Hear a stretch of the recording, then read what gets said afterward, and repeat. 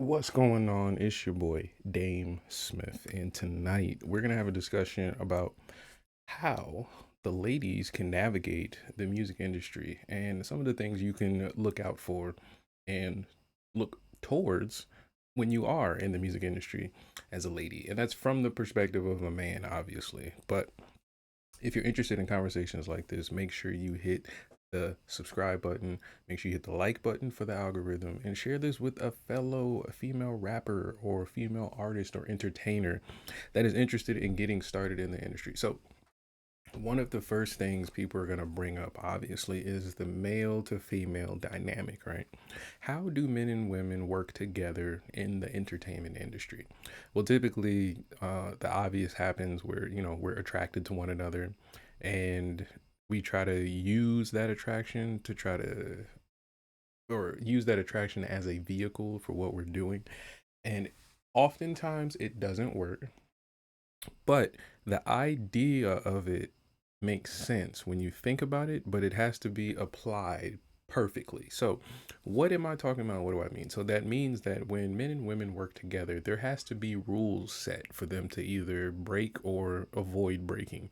And that's to kind of protect them from themselves, protect either the man and the woman from themselves. So, some of these rules could be like, you know, always meet in professional settings. You can have a rule like always communicate in a professional way, or you can have a rule where you are always going to have some kind of on paper or concrete agreement on what you guys are working on together. And so all this really does, like I said, is just it just protects you from, yourself. And as a woman, it's going to be very important to apply these things, especially starting out, because you can build up, great habits of getting it a part of your career and how you move. And so when I say protect you from yourself, all that really means is that there are just some mistakes that you kind of may run into that without certain protections, it can mean a heavy cost. And it can be something as, natural as just liking someone. Like it can be just that simple. Like you like the wrong person or you like the right person. So knowing which side of the coin you're sitting on is going to be key for navigating the industry. So this can, work for both men and women, but the idea here is that I really want this to be understood for women because there is a double standard that most people practice when it comes to how they move in the industry. So one of the rules we came up with was like always meet in a professional setting, right? And so this can be a rule that sounds easy to apply, but if you don't really identify what a professional setting is, it can be confusing. And so let's say you're trying to, meet for a producer or an engineer or something like that, but they need, files or whatever. And oftentimes musicians or even in entertainment, you wind up working through the late hours or working late at night or, the graveyard shift. And that's just simply to be productive. But when it comes to protecting yourself, oftentimes that can come with working with someone you like, working with someone you dislike, or working with someone who isn't a cultural fit. And that can mean that you may be in uncomfortable situations or situations where you make the other person uncomfortable. And so you want to kind of be aware of that and in control of that because you don't want to make mistakes that, again, will cost you heavily. And so, from my perspective as a guy, when you're watching how like other women move professionally, there's usually like a good network of people that they consult with or work with, and that's kind of the layer that's needed for their protection. So, meaning that they can bounce ideas off of people, they can protect ideas with people, or they can even try to, create with new people and things like that, but using this network. Whereas this is one of the double standards. Whereas with a guy, you can kind of just off a handshake make that kind of decision. And that's only available for men because we have some kind of like understanding there. Whereas with women, it can be kind of skewed because men don't view women the same way. So typically you'll have like, let's say the same situation, like you're having a producer you're working with, and of course it's like, late night or the wee hours and things like that, and you've been working with this guy as a female artist for a while, and your relationship grows stronger based on the results of your relationship, meaning like you guys have made good music, maybe you've made good memories, made good money, whatever came from it, right? But that creates an emotion between you two, and that emotion, if not handled beforehand, whether or not you're prepared for that emotion, or whether or not you have some kind of consequence for if someone missteps out of an emotion, then things can happen that won't really help you when it comes to your career. So a few examples of that could be like, inappropriate conversations, inappropriate situations, or maybe you could have a situation where you're the one making someone uncomfortable because you may be perceiving things differently than they really are. And this is really difficult to navigate, again, if you don't have these kinds of like structures or systems in place as a female artist. So to make it parallel for men, the way it works for men is usually about danger and competence. So like if you're around a bunch of guys and they don't know what they're doing, that's very, very dangerous. So you want to be around people that are as smart or if not smarter than you. And then of course if people are dangerous, meaning like they're threatening or they're just so stupid that it is dangerous, then for most people that's something you want to avoid. But the reason it's a double standard for women is because emotions for men aren't typically handled the same way for men. We got like, if a guy likes you, he may approach you as a gentleman or he may approach you as a creep. So for a woman, you're not really sure how he's going to approach you if he likes you.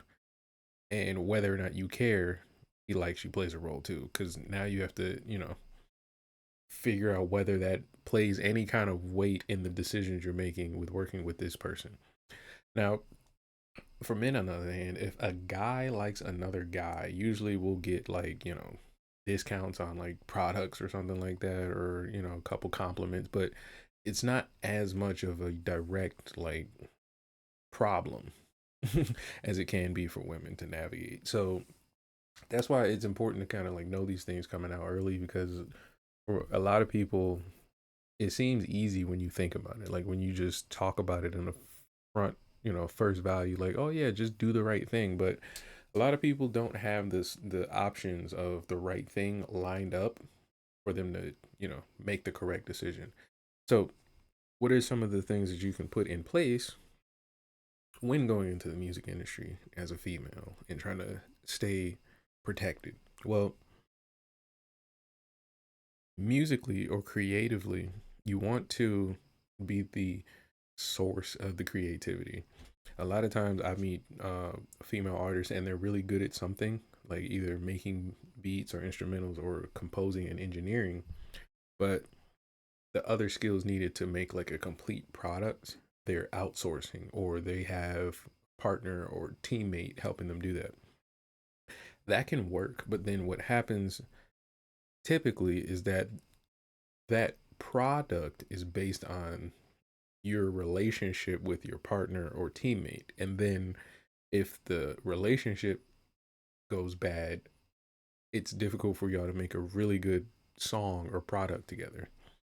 So you want to be the person who, if you are a vocalist, who can create something to sing on. And then if you can create something to sing on as a good singer, be able to record and publish it out on your own. So that way you know what you're looking for and how to improve upon what you're doing with your partners and teammates.